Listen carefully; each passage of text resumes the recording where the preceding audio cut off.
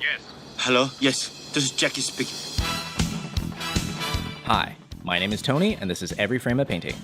Some filmmakers can do action, others can do comedy, but for 40 years, the master of combining them has been Jackie Chan. These days, there's a lot of movies that combine funny scenes with fight scenes.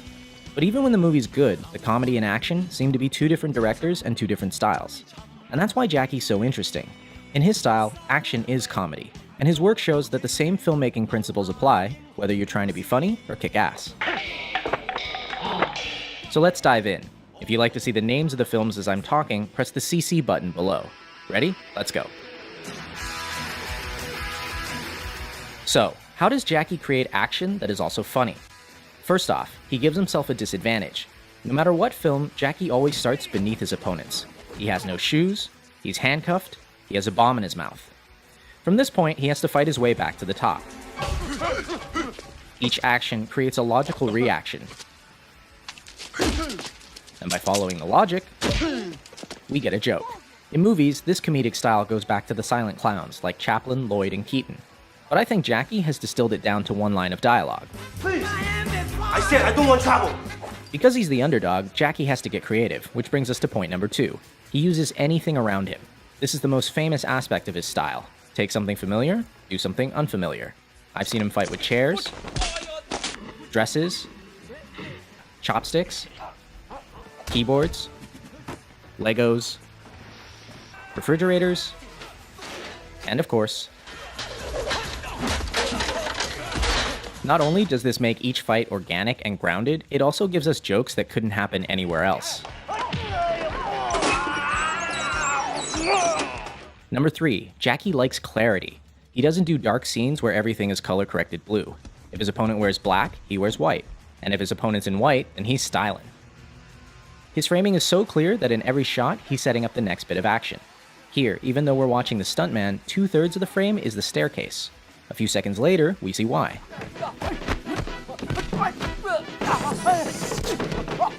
He keeps things clear by rarely using handheld or dolly moves. Like an American movie, you can see there's a lot of movement. When the camera angle movement, that means the actor, they don't know how to fight. In slow motion, you can see how the camera operator swings around to make the hits seem more violent. But since Jackie can fight,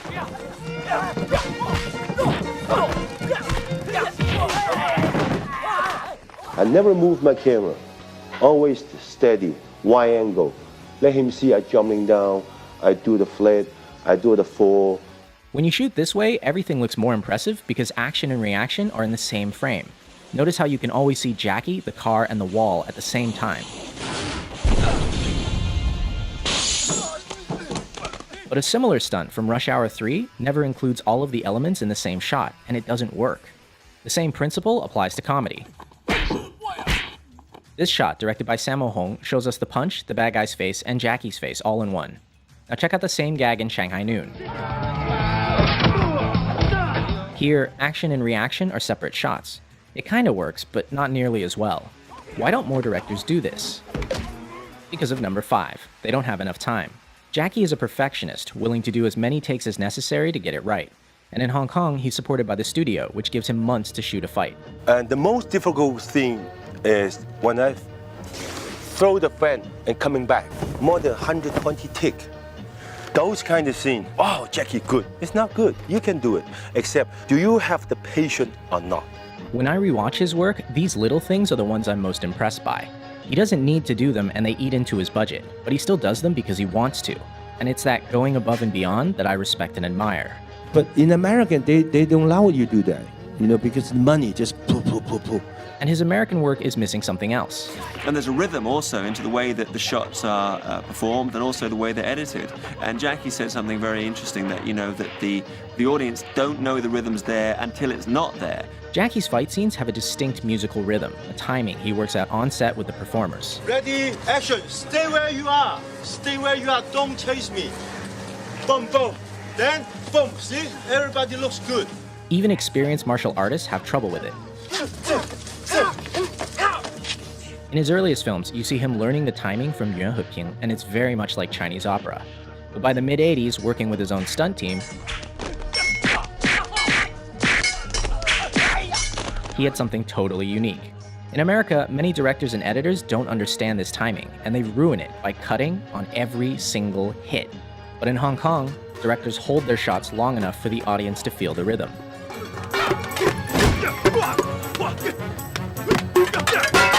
The most important part is editing. And most of the directors, they don't know how to editing. Even the stunt coordinator, they don't know how to editing. Hong Kong directors like Jackie and Sammo cut a particular way. In the first shot, you hit your opponent in the wide. In the second shot, you get a nice close-up. But when you cut the shots together, you don't match continuity. At the end of shot 1, the elbow is here. At the beginning of shot 2, it's all the way back here. These 3 frames are for the audience's eyes to register the new shot, and they make all the difference. I'm start from here, here. But 2 shots combined, this is zone. That's power. In other words, show it twice, and the audience's mind will make it one hit that's stronger. By contrast, modern American editing doesn't show the hit at all. At the end of shot 1, the leg is here. At the beginning of shot 2, it's in the same place, going backwards. But because they cut at the exact frame of the hit, it doesn't feel like a hit. A lot of people think this is because of the PG-13 rating, but even R-rated films do this now. It looks like a bunch of people flailing around, instead of a bunch of people getting hurt.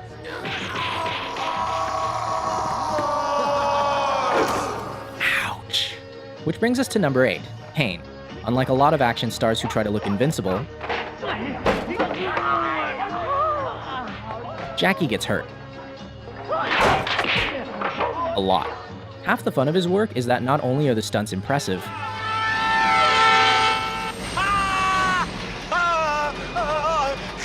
there's always room for a joke. Pain humanizes him, because no matter how skilled he is,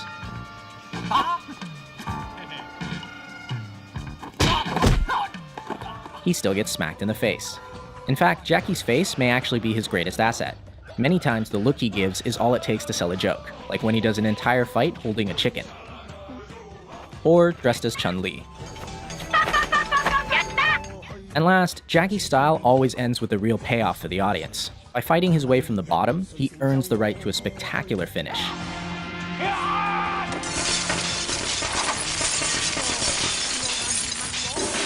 He doesn't win because he's a better fighter, he wins because he doesn't give up. This relentlessness makes many of his finales really impressive and really funny. And it's in direct contrast to a lot of his American work, where bad guys are defeated because someone shoots them.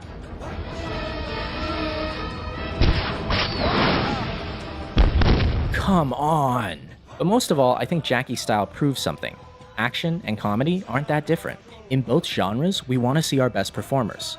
And I think a lot of modern action directors are failing completely. These actors are skilled artists, some of the best in the world. Why are the directors so unskilled? Why am I paying money to not see the action? Whatever you do the best you can, because the film live forever. No, because you know that they're raining and the actor don't have time. I said, would you go to every theater to tell the audience? No, the audience see on the theater, good movie, bad movie, that's all. Exactly. This work will last. And on that note, I leave you with the greatest death scene in film history.